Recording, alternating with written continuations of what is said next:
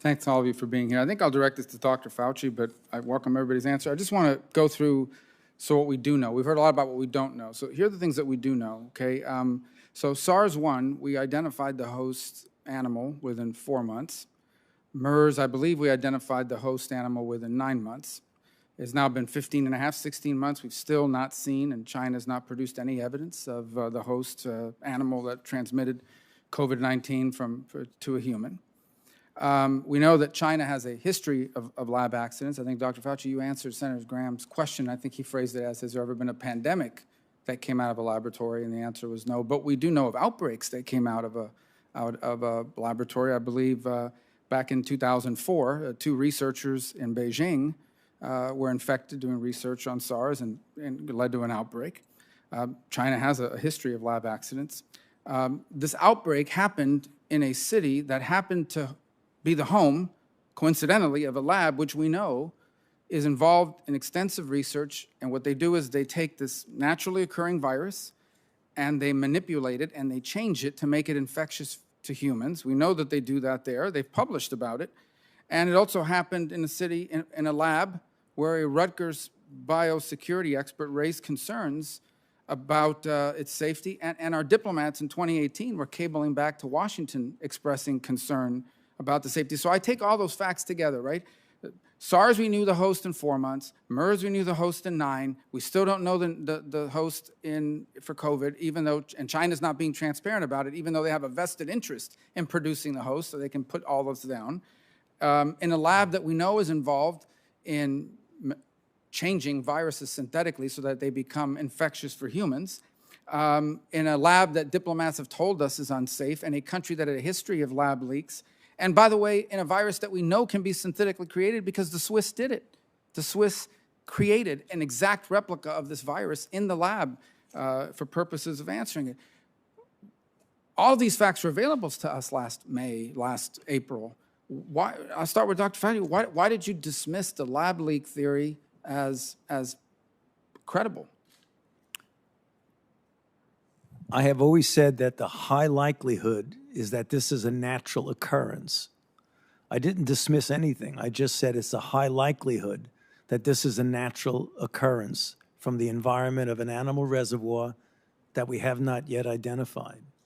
Well, and I still maintain that. But as I just mentioned in response to other questions, that since you don't know 100% about that, because no one knows, including me, 100%, what the origin is the reason why we're in favor of further investigation. Well, given everything I've just cited, and if anything I just cited is incorrect, I hope it'll be correct that I'm relying, obviously it's not my field of study, so I'm relying on what other experts have published.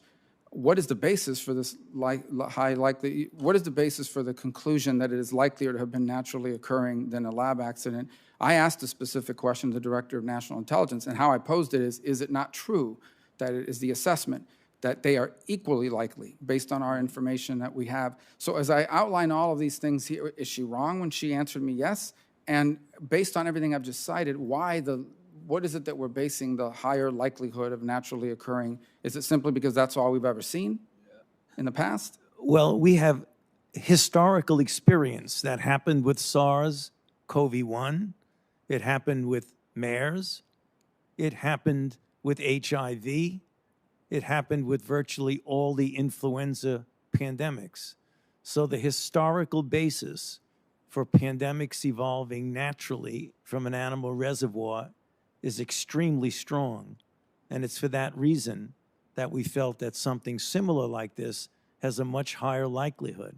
But again, getting back to what I said, and let me repeat so there's no lack of clarity in that, no one knows, not even I, 100% at this point, which is the reason why we are in favor of further investigation. But going back to precedent, the precedents require them to be similar. The difference between this one and that one is, as I said, 4 months we knew the host for SARS, 9 months we knew the host for MERS. China has all the incentive in the world to produce this host and hasn't done so. And then you add up all these other things. I mean, is it just a coincidence that happened in the city that's doing this kind of research, which, by the way, is controversial? I know you and others have been supportive of it, but it's controversial. It's not widely accepted as good. My whole point is there are people out there who had Facebook posts taken down, were called kooks, conspiracy theorists, for saying publicly a year ago what we now say may be possible. And I think those people deserve an apology at a minimum. Thank you. The headline like that of this morning could very well cause some real setbacks. I see my time has expired. I now yield to the ranking member for 5 minutes of questions. Thank you, Mr. Chairman. Dr. Fauci, Dr. Walensky, we're going to be passing out some pictures. These are pictures that were taken just last week during the trip that I took along with 10 of my colleagues to the southern border over in McAllen, Texas, some from the border in McAllen at a temporary processing center, some at the Donna detention facility, where you can see in some of these cells they're holding people. I'll let you take a look at those, but while you're reviewing those pictures, I'd like to read the CDC guidance that y'all have issued on Mexico. And first it says level 4, which is the highest level, very high level of COVID-19 in Mexico. This is CDC. 1, travelers should avoid all travel to Mexico. That's CDC guidelines. Because of the current situation in Mexico, even fully vaccinated travelers may be at risk for getting and spreading COVID-19 variants and should avoid all travel to Mexico. This is CDC. You go on to say some other things. Then we talk about traveling back into the United States. This is only if you're an American citizen. All air passengers coming to the United States, including U.S. citizens and fully vaccinated people, are required to have COVID-19 test results no more than 3 days before travel or documentation of recovery from COVID-19 in the past 3 months before they board a flight to the United States. That's a CDC guidance document. So first, Dr. Walensky, should everybody who comes in the United States follow this guidance, not just American citizens, but everybody coming into the United States? The CDC guidance by air is guidance not just coming from Mexico, it's air travel from all over the country. So Guatemala, for example, should it's follow all over this the guidance. globe, Europe, everywhere. El Salvador should follow this guidance? All over the globe if you travel by air. I appreciate you answering that, because we'll get to that in a minute, because on my flight back from McAllen back home to New Orleans, about half of the plane were some of the people that are in these pictures who were getting on these flights not being tested for COVID in violation of your guidance. So let me ask you, and this is, by the way, Secretary Mayorkas just recently testified that he admitted that apprehended migrants were released before getting a COVID test who came from Mexico, from El Salvador, and getting on an airplane. Is that in violation of CDC guidance? The CDC is providing technical assistance to the Office of Refugee Resettlement for the people who are leaving the DHS and Customs. So let me ask you specifically, if somebody came from one of those countries that you just listed, you said every country, but here you're specifically talking about Mexico, if they came from Mexico and then got on an airplane without a COVID test, does that violate CDC guidance? This is guidance, it's not law, but these are the recommendations. Okay, so no, it doesn't say recommendation. This says all are required. That's not a recommendation, Dr. Walensky. That's a requirement by the federal government for American citizens. Is there an exemption for people who come here illegally to this guidance? It's a yes or no question. Should everybody comply? Or everybody just coming into the United States by air is supposed to have a test 1 to 3 days before coming and 3 to 5 days. Okay, well then let me just advise you that the Director of Homeland Security has testified that that's not happening. And so I know y'all meet with the President more than me. I know our leadership's requested a meeting with the President, and he's yet to meet with us. You will meet with him before I do. Can you let him know that he's violating your own CDC guidance in how he's running their southern border right now? Because look at these pictures. Dr. Fauci, does this look like social distancing to you that you require when you talk about 6 feet? No.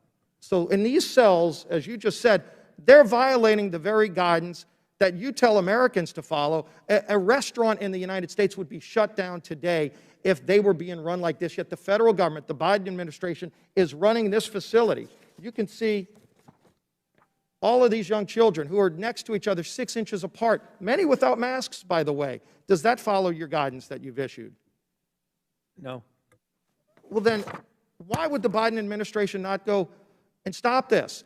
I think one of the reasons is because President Biden and Vice President Harris won't even go see this for themselves. That's why I keep urging strongly that they go to the border. I'd love for y'all to go to the border to see this so you can at least give recommendations. They're violating every guidance that Americans are required to follow. Again, you look at the CDC guidance on Mexico, it's off the charts saying how dangerous it is. If you're an American citizen, with the vaccination, you have to, not should, have to get a COVID test saying you're negative to come back home to America. Yet if you're coming here illegally, the Homeland Security Secretary admitted in a hearing just the other day that they're not testing people who come here illegally. Dr. Fauci, do you think that sends the right message to America, who people are trying to recover and get back to the real life, that if you're a citizen, you follow this set of rules, but if you come here illegally, you don't have to follow any of your rules? No doubt it's a very difficult situation at the border, Congressman. Do you think this should get fixed? Excuse me? Do you think this should get fixed and they start following the same rules that you and I have to follow? I mean, obviously, everyone would like to see that situation fixed, I know, but it's a very difficult situation that is. Americans want to get back to their life, but they don't want two sets of rules either, and that's what's happening right now at our southern border. Mr. Chairman, I yield back. I thank the ranking member for. Chairwoman. Dr. Fauci, I believe you have testified that you didn't give any money to the Wuhan lab to conduct gain-of-function research. Is that right? That is correct. How do you know they didn't lie to you? Excuse me, sir? How do you know they didn't lie to you and use the money for gain-of-function research anyway?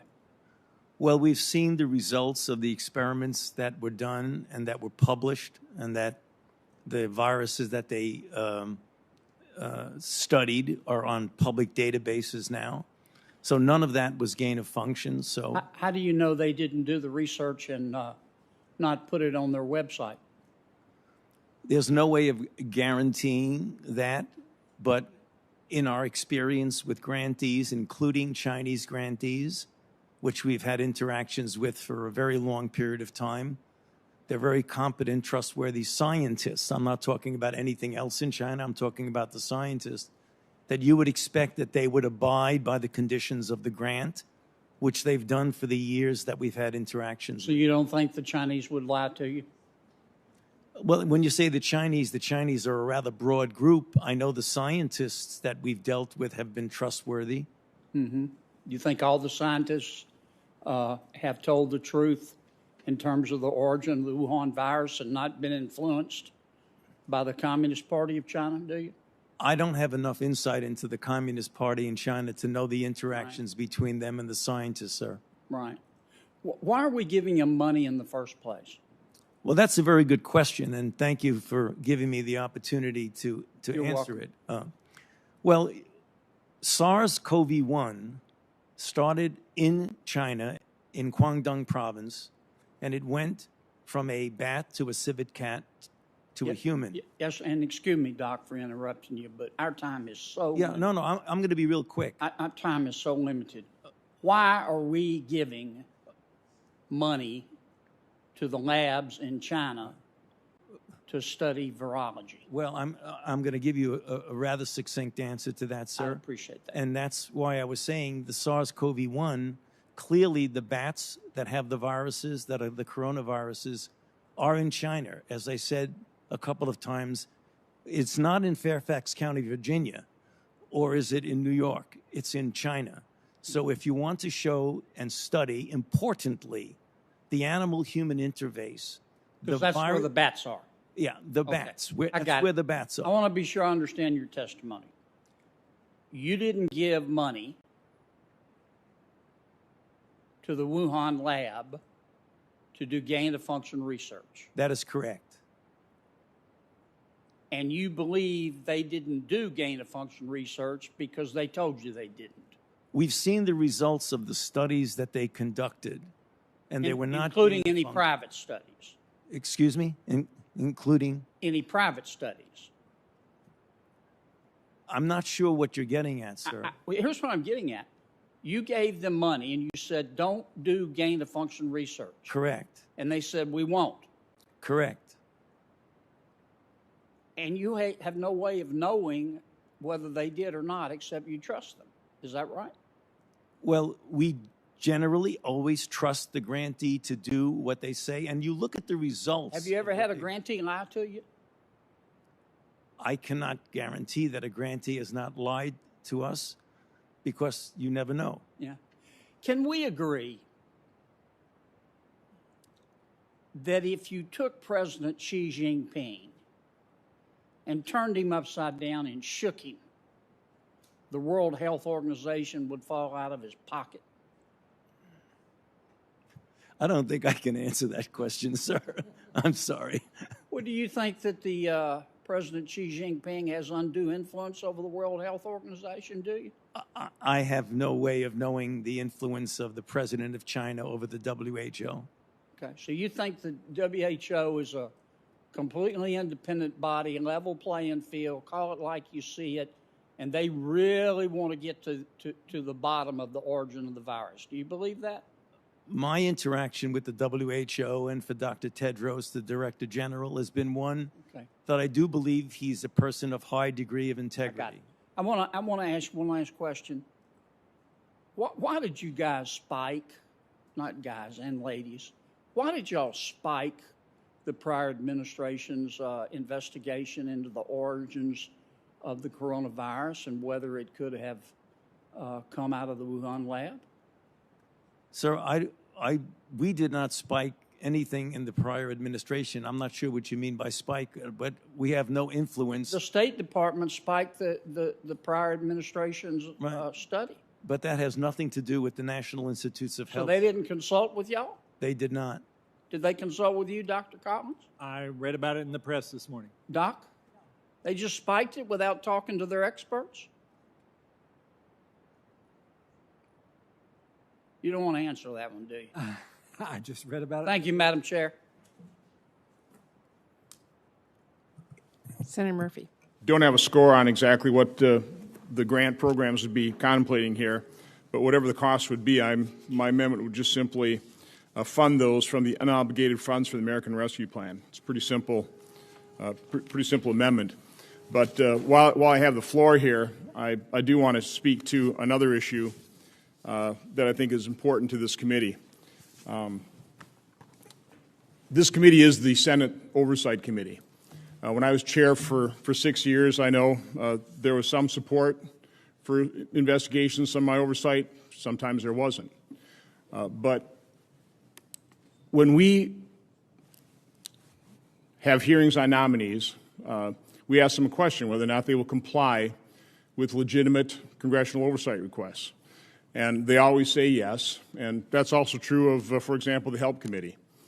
5 senators from this committee sent letters to the NIH and the CDC, and then separately to the CDC and HHS.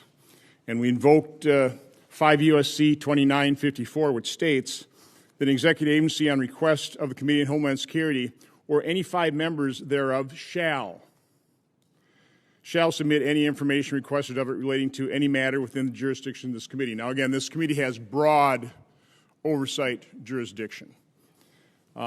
We have not gotten those oversight letters responded to, not effectively, not in a complete format. Mr. Chairman, I sent you a letter, also signed by 5 senators, requesting that you utilize this committee's power to compel the agencies to follow the law. They shall supply the information. Now, I just want to use one example, a letter we sent to HHS Secretary Becerra requesting the unredacted emails from Anthony Fauci that were provided under a FOIA request to a number of different outside groups. We requested those same emails unredacted. By the way, congressional oversight is not subject to the redactions under FOIA. We should have received those completely unredacted. Proof of the fact that the redactions are not valid I just have copies of one of the emails. This is an email from Peter Daszak dated April 18th, and it's just thanking Anthony Fauci for basically covering for EcoHealth Alliance. You can see in what was produced to the committee and in the FOIA request, we have a big old redaction here. And now it was redacted supposedly because it was related to an open law enforcement investigation. We basically got the same 4,000 pages, the 5 senators, except on this one email, they failed to redact that. So now we know what's under the redaction. Let me just quick read you what supposedly was related to an open law enforcement investigation. It says, it has been a very hard few months as these conspiracy theorists have gradually become politicized and hardened in their stance, especially because the work we've been doing in collaboration with Chinese virologists have given us incredible insight into the risks that these viruses represent so we can directly help protect our nation from bat-origin coronaviruses. We're fighting to keep the communications open with our Chinese colleagues so that we can better address future pandemics like COVID-19. I have no idea why that would be redacted in an oversight response to Congress. I have no idea how that paragraph could be related to an open law enforcement investigation. So I won't go in, I won't describe this any further other than to, again, make the point. This law that we are invoking that tells the agencies they shall turn over this information, this is a 100-year-old law. It's been modified 2 times, most recent time in 1994, signed by Bill Clinton. The Supreme Court has affirmed Congress's need to have information to write effective legislation. For too many years, and again, I was the brunt of it for 6 years as chairman of this committee, government agencies, regardless of the administration, have thumbed their nose at congressional oversight. They just simply refuse to comply. So we end up being completely ineffective in an incredibly important constitutional duty and responsibility of Congress. Now, again, there is no reason. They have the emails. All they have to do is provide them to the 5 senators who have requested them in an unredacted fashion. By the way, our other oversight request is to CDC regarding any contact between the teachers' unions and CDC regarding their reopening of school guidance. Was that based on science? Was that based on political pressure? I think the public has a right to know. So again, as the Senate Committee on Oversight, if we sit back and do nothing, administrations in the future, regardless of whether they're Republican or Democrat, whether Democrats are in the majority in the Senate or Republicans are, administrations will continue to ignore our oversight requests, and we will not be able to fulfill our constitutional duty and responsibility to our constituents. So I would hope that every member on this committee would join those 5 senators that join me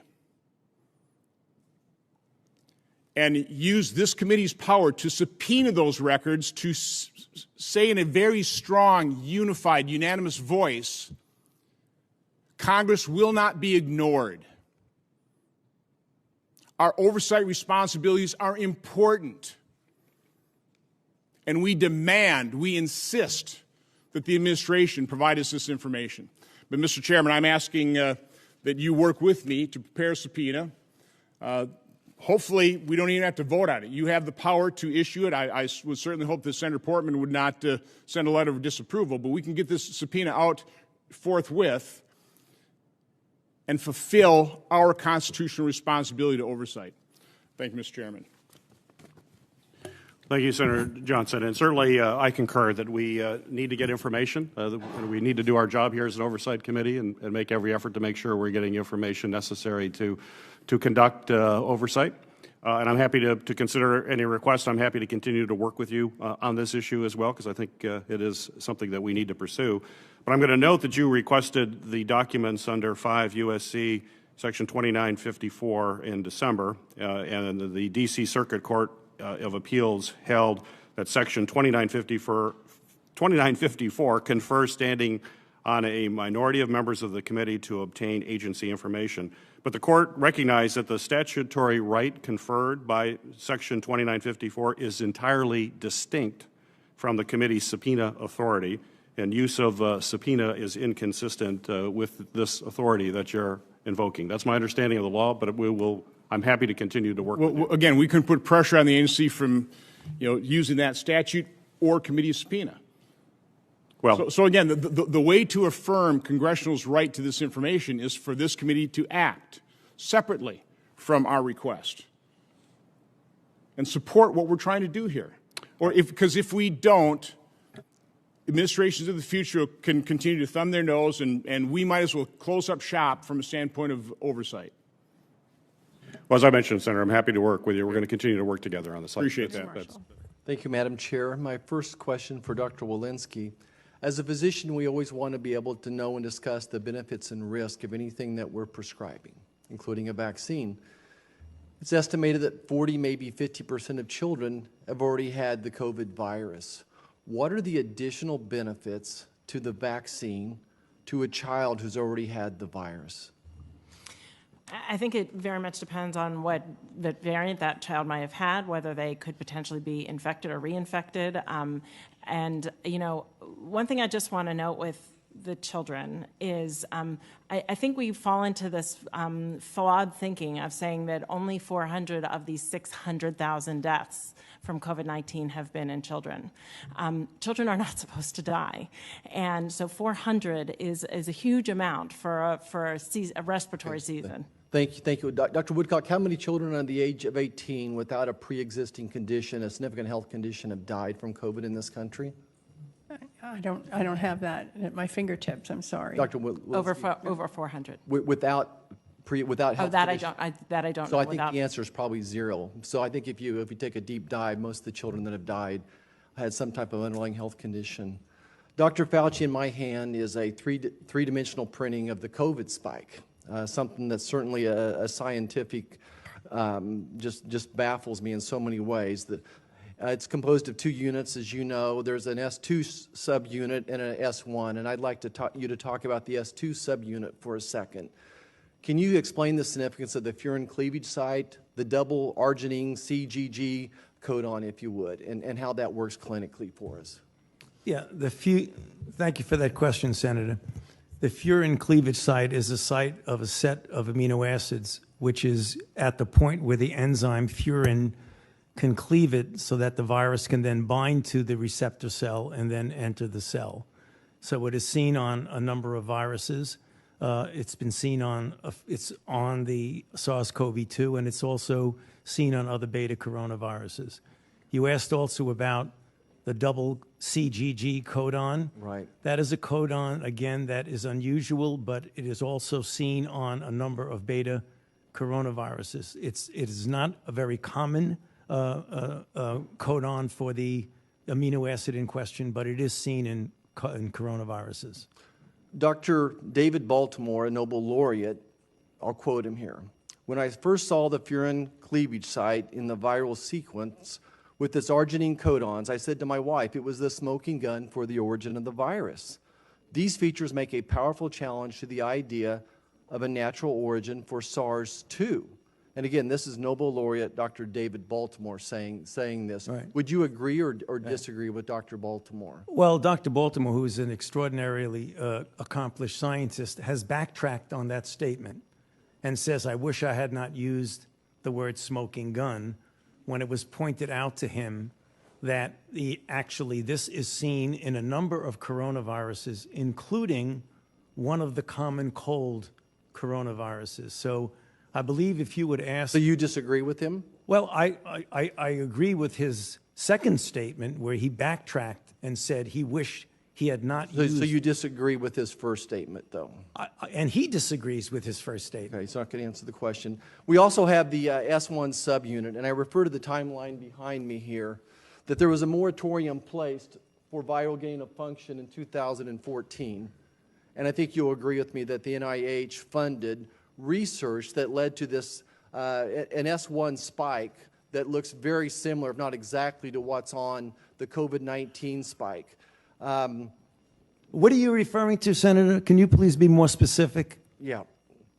So I'm talking about the S1 subunit of the current COVID-19 spike. What about it? I mean, are you talking about an experiment? Are you talking about a paper that was published? So I'm talking about viral research that was done using NIH funding with the North Carolina lab, and Dr. Shi developed this S1 subunit spike that looks exactly like what we have on the current COVID-19 spike. Yeah. Is that not true? No, I'm not sure exactly what you're referring to. Are you referring to the paper of Barrick and Shi in Nature Immunology? Is that what you're referring? I need to know specifically. Yeah, so Dr. Barrick and Shi printed studies on this S1 unit that was basically the development of the key to the door that was specifically took the original SARS virus and made it so it would bond to the human lung cells.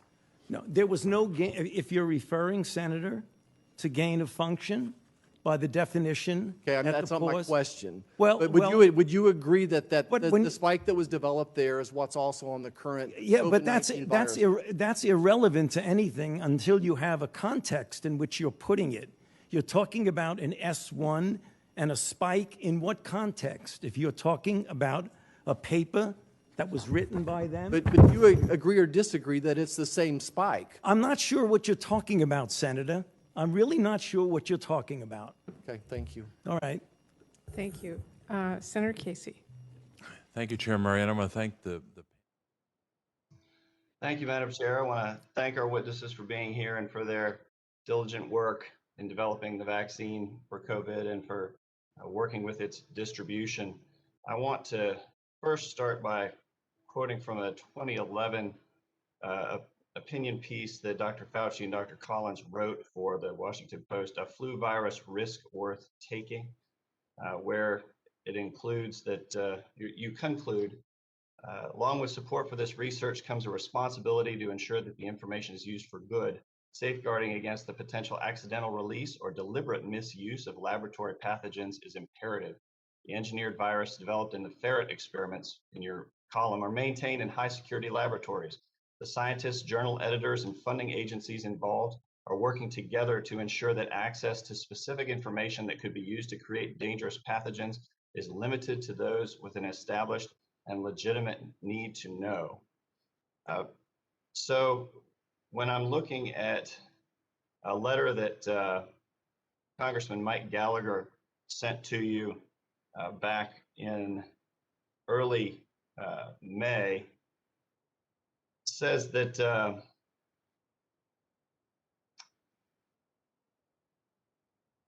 that funding for the, sorry, let me find this here, that funding was about $17 million was directed to Echo Health Alliance, and rather than $600,000, much of that was sent to the Wuhan lab. Can you account for the 17 million that was allocated to Echo Lab and speak to the disparity in the amounts that you're discussing, Dr. Fauci? Yeah, Congressman Klein, it is absolutely correct that about 800,000 was allocated and about 600,000 was spent over a 5-year period, no more than that. That comes to anywhere between $125,000 and $150,000 per year that went into collaboration with Wuhan. So the number of hundreds of thousands as opposed to millions is correct. The millions number is incorrect. EcoHealth had several millions. I don't know the exact amount that went to EcoHealth, but would be happy to get you that precise number. I see it now, 13.7 that was allocated to EcoHealth. 17 projects sponsored by NIAID, providing over 7.9 million in federal awards for the research of viral emergence from bats in Southeast Asia. Echo Health Alliance passed some of its funding to WIV, the Wuhan lab, and in 2020, NIH made efforts to obtain information from Eco Health Alliance about Wuhan lab related to concerns about the origins of COVID-19. It says in your letter to Echo Health, it's our understanding that one of the subrecipients is the Wuhan lab. It's our understanding that WIV studies the interaction between coronavirus and bats. And there are now allegations that the current crisis was precipitated by the release from WIV of the coronavirus responsible for COVID-19. Given these concerns, we're pursuing suspension of WIV from participation in federal programs. It's in the public interest that the NIH ensure that a subrecipient has taken all appropriate precautions to prevent the release of pathogens that it's studying. Would you say it's come to your conclusion that the Wuhan lab was not engaged in the safe, in ensuring the safety of its facility as you wrote back in 2011? Is that your conclusion? I'm sorry, Congressman Klein, I'm not sure what you're reading for. I didn't write anything in, I don't believe in 2011. You're reading from something that I don't have in front of me. Was that something that I signed? This is an April 2020 NIH letter to EcoHealth Alliance. I think that was from Building 1, perhaps, but that's not from me. Okay, let me just go ahead and ask real quick. Have you responded to the letter to Congressman Gallagher dated May 5th, Dr. Collins? There is a draft of that letter that's in the process of going through appropriate clearance and should be received by Congressman Gallagher fairly soon. Have you responded to the letter from House Commerce Ranking Committee member Kathy McMorris Rogers? She's written two, one dated March 18th, one dated May 6th. Have you responded to either of those? Again, those responses are in the works. Those were very detailed with some 29 questions and 11 pages and 40 footnotes. So it's taking us a little while. All right. And you have a May 20th letter from several senators that is waiting for an answer as well. We do indeed, on similar topics from Senator Johnson and others, and that is also in the works. All right. Thank you. Let me ask, is Congresswoman Clark? Thank you very much. Thank you for being here today, testifying. Dr. Walensky, you've been in your current post since January. You're in the top position, and you surely have heard critiques of the job the CDC has done so far in this administration, even the last. You usually learn from some things that happened in the past. What would you say to those who look to the CDC and say that change is needed, that perhaps the agency needs a bit of restructuring? Thank you for that question. Certainly during what would you do different? What would I do differently? Go ahead. You know, certainly during the times of pandemic, I came in on January 20th. We had our pedal to the metal, shall we say, moving forward to try and do everything that we could to get us out of the pandemic. We've made a lot of progress. We've had to be humble about what this virus can do, and a lot has changed just in the last 6 months. We need a public health infrastructure in this country that allows CDC and our states and local health departments to be prepared for a pandemic. And so in that process of restructuring, we need long-term disease-agnostic funding that isn't like a roller coaster that comes with one pandemic or one infectious disease threat and disappears when that threat is gone. We are going to be dealing with this when God willing, everybody is vaccinated and people are well and the pandemic is largely behind us. We have long COVID. We will have boosters to be thinking about. We will be dealing with mental health issues for a very long time to come, and we need the public health infrastructure to do so. That would be my biggest ask and change. Thank you. Dr. Woodcock, the FDA currently has emergency use authorization for 3 COVID vaccines, but they have not yet received the full FDA seal of approval. What would you say to the vaccine hesitant people who don't feel comfortable taking a vaccine that hasn't been fully FDA approved? Well, first of all, I would say we did not cut any corners in these 30,000 patient trials and these 44,000 patient trials and all the surveillance you've been hearing about of potential rare side effects. So compared to other vaccines, they'd be looking at These have really gotten the full court press as far as evaluation and study, and they've gone through the FDA process, and they've gone to the ACIP, the CDC's advisory committee, and it's strongly recommended that people take them. That said, it is public that that one of the companies put a marketing application before us, and we are going to do everything we can to review that in a timely manner. But of course, I can't say anything more about that. What kind of timeline do you think that we'll have full approval? That's the kind of thing I can't talk about. Thank you. Okay. Thank you. Dr. Fauci, we've made this way too political. This has been tough on the American people. We all know that. Everybody's worked hard to try to get through this. Politics has played a huge role in this. We've all watched it from close and afar. But I think people need a unifying message from all of us. Because in my state of Alabama, we don't have everybody taking a vaccine, and we're having outbreaks as we speak. We've had Operation Warp Speed. General Pereira here in a committee hearing, not in this committee, but in other committee, he took a beating saying how poorly a job he did. And the American people saw that. You know, a lot of people voted for Donald Trump. And a lot of people in the South, a lot of people in my state voted for Donald. And we have to have a unified message. We can't be blaming this or that. We've got to go north with this. We can't go south. We can't go the other direction. So, Dr. Fauci, can you understand that unless this administration acknowledges the efforts of the last one, a large part of the Americans, they're going to continue to feel like nothing's positive. They're not going to take the vaccine. Right. You understand what I'm saying? I understand exactly what you're saying, Senator, and thank you. That's a very appropriate question that I would be pleased to answer. Having been present through the last year, which was the year when COVID began, the last year of the former administration, I can tell you that no doubt that the former administration deserves a considerable amount of credit for the effort that was put into Operation Warp Speed that was able to allow not only the rapid development and testing, but also the implementation of the vaccine. So there's no doubt in my mind, as someone who has been on both sides of the fence, to say that's the case.